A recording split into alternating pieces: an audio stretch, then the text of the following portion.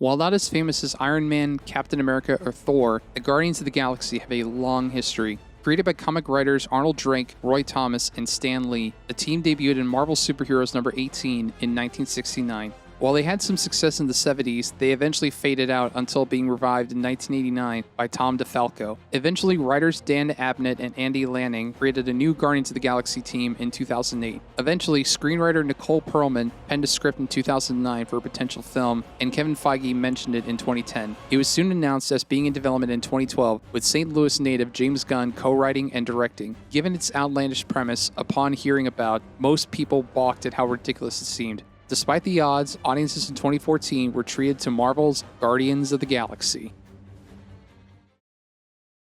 On a remote and desolate planet, Earthborn smuggler Peter Star-Lord Quill, Chris Pratt, finds a mysterious orb hidden away. After outrunning the Ravagers, space pirates led by Yondu, Michael Rooker, Quill travels to planet Xander to collect payment. Soon he encounters Huntress Gamora, Zoe Saldana, the loudmouth Rocket Raccoon, Bradley Cooper, and his tree friend Groot, Vin Diesel. The four are arrested and sent to his far-off space prison where they meet Drax the Destroyer, Dave Bautista. They reluctantly agree to work together to escape the prison and learn more about the orb they carry. Meanwhile, the fanatical Ronan the Accuser, Lee Pace, is ordered by the Mad Titan Thanos, Josh Brolin, to retrieve it. Turns out the orb contains an Infinity Stone, an ingot with enough power to wipe out an entire planet. This unlikely team must band together and stop Ronan from using the stone.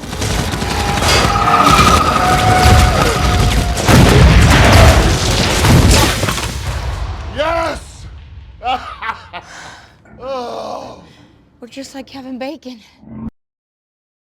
Like most people before this movie came out, I was skeptical about it, thinking it was going to bomb hard. Granted, given that it was made by James Gunn, whose credits include Slither and Super, it had some good potential. What we got was something completely unexpected, a fun sci-fi romp with tons of humor and a lot of heart.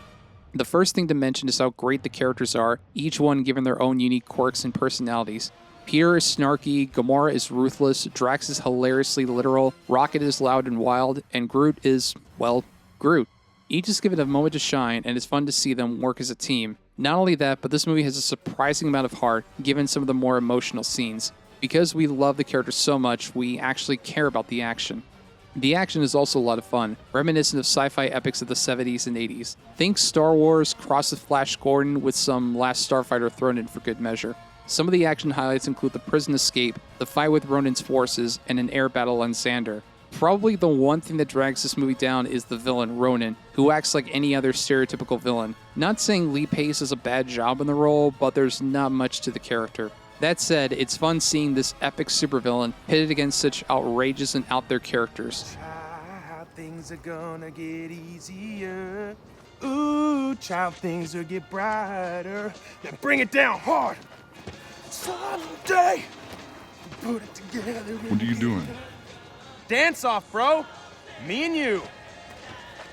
Also special mention to the soundtrack, which includes 70s artists like David Bowie, Blue Swede, and the Raspberries. This, along with the characters in action, make Guardians of the Galaxy an enjoyable experience. Immortal! How? Said it yourself, bitch. We're the Guardians of the Galaxy.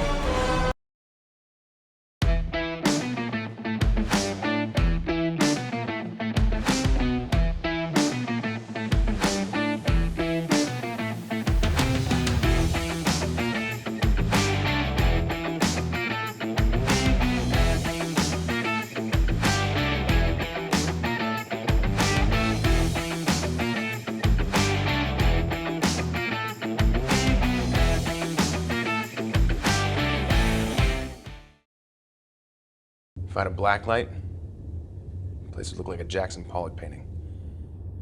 You got issues, Quill.